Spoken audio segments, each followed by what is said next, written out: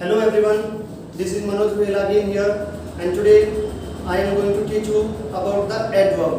Friends, जैसे कि आप लोग जानते हैं लास्ट वीडियो में हमने डिस्कस किया था about the basic of noun, pronoun, adjective और verb. आज जो हम बात करेंगे वो adverb के बारे में बात करेंगे. फ्रेंड्स, वास्तव में ही adverb बहुत ही ज़्यादा इम्पोर्टेंट वर्ड है और इसको आपको बड़े ही ध्यान से पढ़ना है, क्योंकि जब आप आगे के कॉम्पिटिशन के जो भी डाउटफुल क्वेश्चन होते हैं वो बहुत ज़्यादा इस चैप्टर पर डिपेंड करते हैं. तो आइए आज इसके बेसिक फंडामेंटल को सीखते हैं और समझते हैं. देखिए फ्रेंड्स, जैसे कि आप लोग जानते हैं एडवर्ब यानी कि जो भी एक ऐसा शब्द जो वर्ब में कुछ भी ऐड कर देता है, जोड़ देता है, उसी को हम एडवर्ब बोल सकते हैं. लेकिन फ्रेंड, ये एक शॉर्ट डेफिनेशन जो है हो जाएगी. अभी हम इसको एक वाइड रूप से समझ लेते हैं किस तरीके से काम करेगी. A word that modifies the meaning of a verb, यानी कि एक ऐसा वर्ड जो हमारे वर्ब के मेन वर्ब जो होती है हमारी, उसके अर्थ को बताए, उसके अर्थ को इंक्रीज करे, एडजेक्टिव के बारे में कुछ भी बताए या किसी अन्य एडवर्ब के बारे में बताए, उसी को हम एडवर्ब बोलते हैं. देखिए फ्रेंड्स, इसको एग्जांपल से समझते हैं. मैंने पहला सेंटेंस आप लोगों के सामने लिखा है, he does not run fast. अब आपको पता है कि वह तेज नहीं दौड़ता है. यहाँ पर फ्रेंड्स आपको पता है हमारा जो रन है, इसके बारे में हमने लास्ट वीडियो में भी डिस्कस किया था. ये हो गई हमारी मेन वर्ब. वह नहीं करता है, क्या नहीं करता है, दौड़ता नहीं है. अब दौड़ता कैसे नहीं है, उसके काम करने का तरीका कैसा है, वो तेज नहीं दौड़ता है. तो फ्रेंड्स, जो हमारा फास्ट वर्ड हुआ ये बता रहा है इस रन की क्वालिटी के बारे में, भाई वो तेज दौड़ता है या नहीं दौड़ता है. तो इसको हमें बोलना होता है यहाँ पर एडवर्ब. ये हमारा जो वर्ड है इसको हम बोलेंगे एडवर्ब. फ्रेंड ध्यान देंगे, यहाँ पर जो हमने वर्ड लिखा है ये नॉट, पहले भी मैंने आपको इसकी प्रोनाउंसिएशन बताई थी, इसको आप बोलते हैं नॉट. जो नॉट वर्ड होता है ये भी आपकी एक एडवर्ब ही होती है. जब मैं आपको एडवर्ब का डिटेल में चैप्टर समझाऊंगा तो बताऊंगा कि ये एडवर्ब ऑफ नेगेशन कैसे होते हैं और कौन कौन से और वर्ड्स इसमें आते हैं. तो फ्रेंड्स, ये भी हमारी एक एडवर्ब ही है, इसको हम बोलते हैं एडवर्ब ऑफ नेगेशन. दूसरा सेंटेंस देखते हैं friends, Ritu is very intelligent. अब आपको पता है रितु है कैसी है, इंटेलिजेंट. आपको पता है जो हमारा व्हाट काइंड ऑफ का रिप्लाई होता है वो एडजेक्टिव होता है. तो ये तो हो गया हमारा एडजेक्टिव. लेकिन जो एडजेक्टिव से पहले आया हुआ है, कितनी इंटेलिजेंट है वो, वेरी, तो ये एडजेक्टिव के मीनिंग में जोड़ रहा है, तो ये हो गई हमारी एडवर्ब. आई होप फ्रेंड्स आपको समझ में आई होगी बात. तीसरा सेंटेंस हम लिखते हैं यहाँ पर, नदीम प्लेज वेरी स्लोली. क्योंकि अभी हमने बात की थी कि ये वर्ब के बारे में भी बता सकता है, एडजेक्टिव के बारे में भी बता सकता है और किसी अन्य एडवर्ब के बारे में भी बता सकता है. देखिए, नदीम प्लेज वेरी स्लोली. अब नदीम खेलता है, उसके खेलने का तरीका कैसा है, स्लोली, वो धीरे से खेलता है. लेकिन कितना स्लोली खेलता है, वेरी स्लोली. तो फ्रेंड्स, ये आपकी एडवर्ब हो गई. लेकिन ये जो इसके बारे में एक बार और बता रही है, ये भी आपकी एडवर्ब हो गई.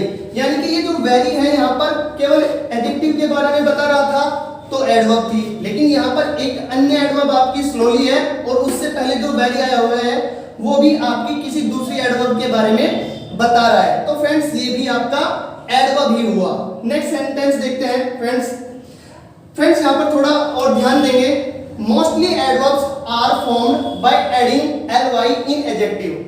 हमारी एडवर्ब जो होती है वो काफी तरह की होती है. फिलहाल हम यहाँ पर 4-5 जो मेन है उनके बारे में बात कर रहे हैं. किसी भी एडजेक्टिव में जब आप फ्रेंड्स ly जोड़ देते हैं तो वो जो आपका वर्ड बनता है वो आपकी एडवर्ब होती है, वो एडवर्ब बन जाती है. जैसे आपको पता है स्लो आपका एडजेक्टिव है, स्लो में आपने जोड़ दिया स्लोली, तो वो आपकी एडवर्ब बन गई. मैंने वर्ड लिखा आपका ब्रेव आपका एडजेक्टिव है, उसमें ly जोड़ दिया ब्रेवली, तो वो आपकी एडवर्ब हो गई. तो फ्रेंड्स, इस तरीके से ये आपकी एडवर्ब्स बन जाती हैं. यहाँ पर ध्यान देने वाली फ्रेंड्स है बात, ये आपके बहुत ज्यादा काम आएंगी. यदि मेन वर्ब से किसी भी एक्शन से हम व्हेन, वेयर, हाउ, व्हाई और आपका फ्रीक्वेंसी के बारे में भी आप पूछ सकते हैं, हाउ मेनी टाइम्स, तो इनके जो रिप्लाई होते हैं वो आपकी एडवर्ब्स होती है. देखिए जब भी आप व्हेन का क्वेश्चन करते हैं, यदि आप मेन वर्ब से व्हेन का क्वेश्चन करेगा तो जो आपकी एडवर्ब निकल के आती है वो होती है आपकी एडवर्ब ऑफ टाइम, उस समय के बारे में बताएंगे। यदि कहीं सेंटेंस पर आपको बिफोर, लेट, नाउ, अगो, लेटली, डेली, नेवर इस तरह के वर्ड्स दिखाई देते हैं तो फ्रेंड्स ये होते हैं आपकी एडवर्ब ऑफ टाइम। यदि आप वेयर का क्वेश्चन करते हैं तो वेयर के क्वेश्चन करने पर आपकी जो एडवर्ब आती है वो आती है एडवर्ब ऑफ प्लेस, यानी कि वो जगह को बताएगी। वहां पर जो जगह को बताने वाले शब्द है फ्रेंड्स होते हैं हमारे here, there, everywhere, up, in, away, out, out बाहर। इस तरह के जो वर्ड सेंटेंस में आ जाते हैं वो हमारी होती है एडवर्ब ऑफ प्लेस। यदि आप हाउ का क्वेश्चन करते हैं तो आपकी आती है adverb of manner. Adverb of manner कैसे काम करेगी? वो किसी भी एडजेक्टिव में एलवाई लगकर बन जाते हैं, जैसे क्लियर में हमने जोड़ दिया क्लियरली। तो फ्रेंड्स ये आपकी एडवर्ब ऑफ मैनर हो गई जो किसी भी काम को करने के तरीके को बताती है। ब्रेव में जोड़ा एलवाई ब्रेवली, स्लो में जोड़ा स्लोली, फास्ट फ्रेंड अपने आप में ही एडवर्ब होती है, तो इसका आप फास्टली मत करना। कभी कभी क्या होता है बहुत सारे एग्जाम में इसको लिख देते हैं फास्टली, तो वो आपका गलत होता है, उसको आप सही कर लेंगे। वाई का जब आप क्वेश्चन मेन वर्ब से पूछते हैं तो आपका आता है एडवर्ब ऑफ रीजन निकलकर, उसके हमारे वर्ड्स हो सकते हैं हेंस, देयरफॉर, इटीसी। तो फ्रेंड्स अभी मैंने आपको एडवर्ब के बारे में समझाया है, आप एक बार इसको स्क्रीनशॉट ले लेंगे, मैं हट जाता हूं, फिर मैं आपको नेक्स्ट वर्ड के बारे में पढ़ाता हूं। तो फ्रेंड्स आपने उसका स्क्रीनशॉट ले लिया होगा। अब बात करते हैं हम अपने नेक्स्ट वर्ड प्रेपोजिशन के बारे में। जैसे कि मैंने आपको पहले भी बताया था कि इसकी जो प्रोनाउंसिएशन होती है वो होती है फ्रेंड्स प्रेपोजिशन, ना कि प्रीपोजिशन। बहुत सारे लोग इसको बोलते हैं प्रीपोजिशन, गलत है फ्रेंड्स, प्रेपोजिशन होती है प्रेपोजिशन। अब देखिए फ्रेंड्स होता क्या है preposition? A word which is used before a noun और pronoun to show its relation with other word of the sentence is called preposition. यानी कि फ्रेंड्स प्रेपोजिशन एक ऐसा शब्द होता है जो किसी भी नाउन या प्रोनाउन से पहले आता है, जिसकी पोजीशन किसी भी नाउन या प्रोनाउन से पहले रखी जाती है और वो सेंटेंस के किसी दूसरे भाग से उसका रिलेशन करता है। वो वर्ब हो सकती है, वो दूसरा नाउन प्रोनाउन हो सकता है, वो कुछ भी हो सकता है फ्रेंड्स। एग्जांपल से समझते हैं, जैसे कि मैंने लिखा हुआ है a man is sitting under the table, यानी कि जो आदमी है वो टेबल के नीचे बैठा है। अब देखिए फ्रेंड्स हमें पता है अंडर जो है हमारा एक प्रेपोजिशन है और टेबल एक नाउन है जो इससे पहले आ गया है। तो अब ये देखिए यहाँ पर अंडर द टेबल, आदमी बैठा हुआ है, कहाँ बैठा हुआ है? Under the table. तो ये जो अंडर है ये सीटिंग को और आपकी टेबल को जो है आपस में रिलेशन बना रहा है, दोनों को कनेक्ट कर रहा है। नेक्स्ट सेंटेंस देखते हैं friend, he put his bag on the chair, उसने रखा अपना बैग कहां पर रखा फ्रेंड? चेयर पर रखा। देखिए हम पूछते हैं उसने कहां रखा, तो हमें पता चला वो उसने रखा है चेयर पर। फ्रेंड्स अब ध्यान से सुनेंगे, देखिए जब भी कोई प्रेपोजिशन और उसके बाद कोई भी नाउन या प्रोनाउन आता है, कोई प्रेपोजिशन होता है उसके बाद कोई नाउन प्रोनाउन आता है, तो वो जो नाउन और प्रोनाउन होता है वो उस प्रेपोजिशन का ऑब्जेक्ट होता है। ध्यान देंगे फ्रेंड्स, इससे हमारे कॉम्पिटिशन के काफी क्वेश्चन सॉल्व होते हैं। फ्रेंड्स जब भी कोई नाउन या प्रोनाउन उससे पहले हमारा अंडर आता है या ऑन आता है तो आपने देखा ये एक प्रेपोजिशनल फ्रेज बन गई। और ये जो प्रेपोजिशनल फ्रेज होती है हमारी एडजेक्टिव या एडवर्ब का कार्य करती है। यदि फ्रेंड्स ये सेंटेंस में हमें व्हाट काइंड ऑफ विच का रिप्लाई देती है तो ये हमारे एडजेक्टिव होती है, और यदि ये सेंटेंस में हमें व्हेन, वेयर, हाउ, व्हाई का रिप्लाई करती है तो वो एडवर्ब होती है। तो यहाँ पर हमने देखा इन दोनों ही सेंटेंस में जो हमारा अंडर द टेबल है, ऑन द चेयर है, दोनों में ही उन्होंने जो रिप्लाई दिया हुआ है हमें वो दिया हुआ है वेयर का, यानी कि इसने उस जगह को बताया है, प्लेस को बताया है। तो ये दोनों ही सेंटेंस में हमारी हो गई एडवर्ब का काम कर रही है, यानी कि ये प्रेपोजिशनल फ्रेज है जो कि एक एडवर्ब का काम कर रही है। फ्रेंड्स आगे देखते हैं preposition plus noun or pronoun is known as prepositional phrase, and prepositional phrase is used as an adjective or adverb, जैसे कि मैं अभी आपको बता रहा था। अब फ्रेंड्स बात ये है कि जो हमारी prepositional phrase है वो किस तरीके से हमारी adverb बनती है और किस तरीके से हमारी adjective बनती है। जब कोई एक वर्ड, ध्यान देंगे फ्रेंड, जब कोई एक वर्ड किसी नाउन या प्रोनाउन के बारे में बताते हैं तो वो उसका एडजेक्टिव होता है, लेकिन किसी भी नाउन और प्रोनाउन की क्वालिटी बताने के लिए जब हम एक से ज्यादा शब्दों को यूज करते हैं तो वो उसकी फ्रेज बन जाती है। एग्जाम्पल से समझते हैं, जैसे कि यहाँ पर लिखा हुआ है the teacher in the room is a good dancer also, यानी कि जो टीचर कमरे में है वो एक अच्छे डांसर भी है। यहाँ पर फ्रेंड्स हम क्वेश्चन करते हैं विच टीचर, कौन से टीचर जो है अच्छे डांसर है, तो आप देखेंगे इन द रूम, यानी कि जो ये इन द रूम है ये यूज हो रहा है हमारा किसी नाउन के बाद, किसी नाउन के बाद यूज हो रहा है और ये विच का रिप्लाई है। अगर ये विच का रिप्लाई है, हमें पता है ये हमारी प्रेपोजिशनल फ्रेज हो गई, और प्रेपोजिशनल फ्रेज विच का रिप्लाई होने पर किसी नाउन के बाद यूज हुई है तो ये हो गई हमारी एडजेक्टिव फ्रेज। इसको हमें यहाँ पर बोलना होगा एडजेक्टिव फ्रेज। लेकिन नेक्स्ट सेंटेंस अगर फ्रेंड्स हम देखें the teacher is sitting in the room, अब फ्रेंड्स अगर हम यहाँ पर देखें तो ये इसका आंसर विच नहीं है, which teacher is sitting in the room, तो रिप्लाई नहीं आ रहा है। यहाँ पर ये जो फ्रेज है रिप्लाई आ रही है the teacher is sitting where the teacher is sitting, तो आप जानते हैं वेयर का रिप्लाई आया हुआ है तो ये हमारी एडवर्ब ऑफ प्लेस बन गई। अब इसको हमें बोलना पड़ेगा कि ये यहाँ पर जो काम कर रही है एडवर्ब का काम कर रही है। फ्रेंड्स होप आपको ये बातें समझ में आई होगी। अब मैं आपको आगे बताता हूँ, तब तक आप इसको एक बार स्क्रीनशॉट ले लेंगे। तो फ्रेंड्स अभी तक हमने देखा कि प्रेपोजिशन क्या होता है और किस तरीके से वर्क करता है। एज एन एडजेक्टिव काम करता है, एज एन एडवर्ब काम करता है, जो उसकी फ्रेज बनती है। अभी हम समझ लेते हैं कि जो हमारे प्रेपोजिशन होते हैं वो कितनी कैटेगरी के होते हैं। फ्रेंड्स जो हमारे प्रेपोजिशन होते हैं वो 3 कैटेगरी के होते हैं। पहला होता है हमारा सिंपल प्रेपोजिशन, दूसरा होता है हमारा कंपाउंड प्रेपोजिशंस, और जो थर्ड होता है फ्रेंड्स हमारा होता है हमारा फ्रेज प्रेपोजिशंस। देखिए फ्रेंड्स जब भी कोई प्रेपोजिशन सिंपली यूज होता है, यानी कि उसमें कोई भी एडिंग नहीं है, कोई और वर्ड उसमें नहीं जोड़ा गया है, तो उसको हम बोलते हैं सिंपल प्रेपोजिशन। जैसे हमारा at, by, for, in, of, till, to, up, with, etc।